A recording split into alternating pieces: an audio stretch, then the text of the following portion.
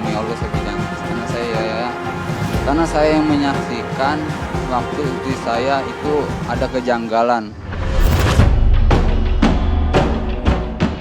Meski kantongi kemenangan di pengadilan, pihak rumah sakit sejatinya telah lakukan mediasi dengan Yuliantika.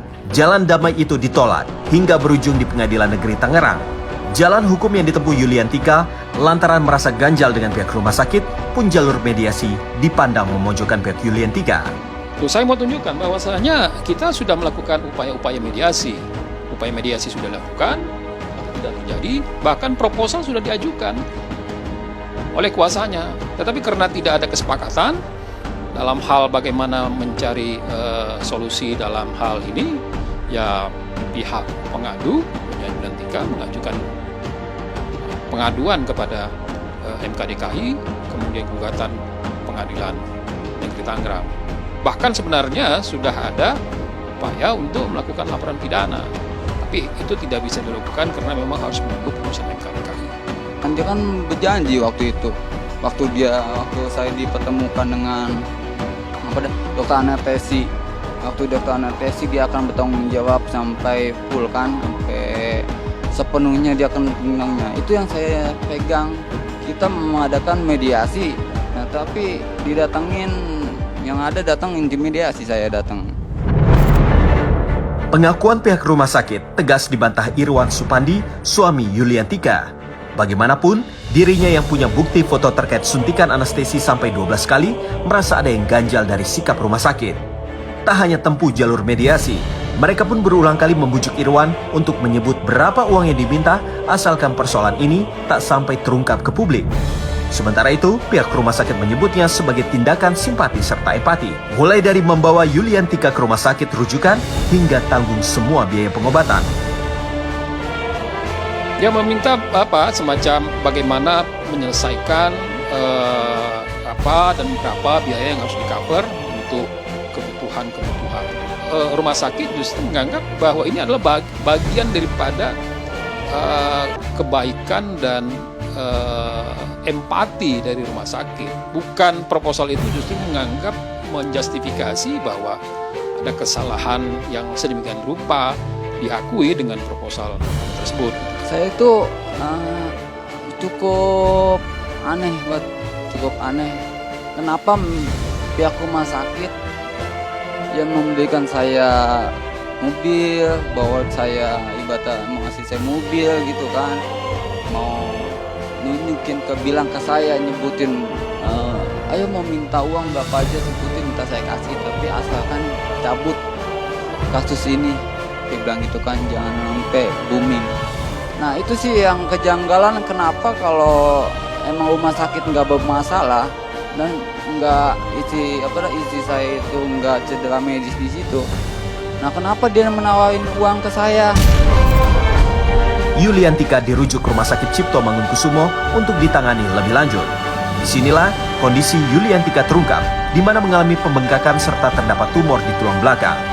Adanya pembengkakan disinyalir akibat belasan kali dilakukan suntikan anestesi.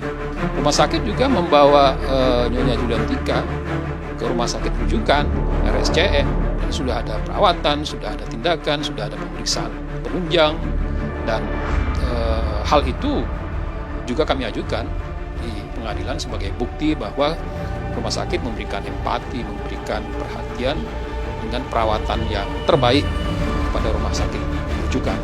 Dan saya sih waktu pertama saya dapat informasi itu dibilangnya ya pegumpalan darah itu. Nah pas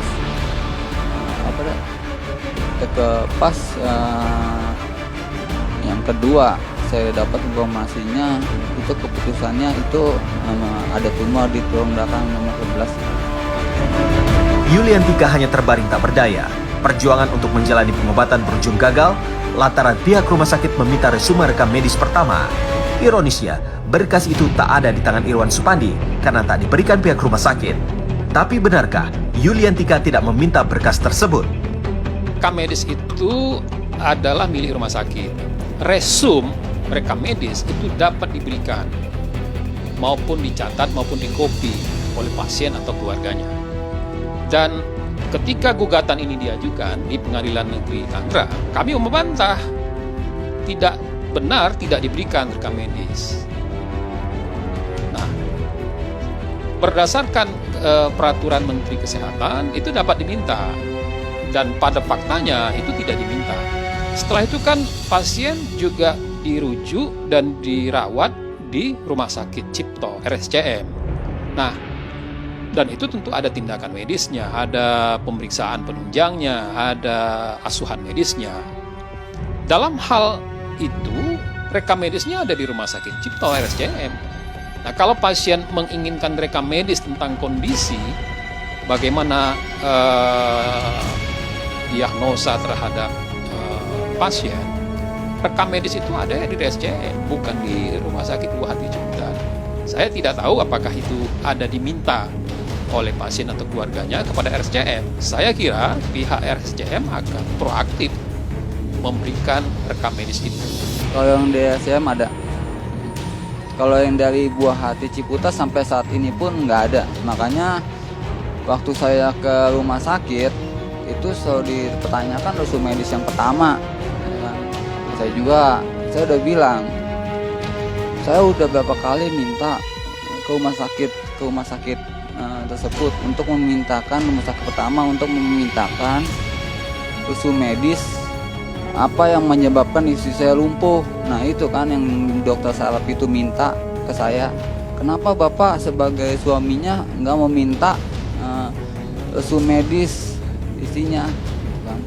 Nah kata si dokter tersebut yang mau menangani saya, ternyata kan saya selalu ditolak kan. Benarkah pasca kasus ini kembali jadi perbincangan panas? Ada sebuah mobil warna biru yang kerap berhenti tengah malam di rumah Irwan Supandi. Ya setelah saya terus terang aja, setelah ada berita ini istri saya naik lagi, itu sih saya suka 3 kali saya temukan ya, ada mobil berhenti di dekat rumah saya. Saya lagi kuat tuh jam 12 malam, saya buang sampah gitu kan, saya jam itu di ke depan. Pertama saya awal sih satu kali saya nggak curiga sih tuh. Nah pas ketiga kalinya mereka matikan sen.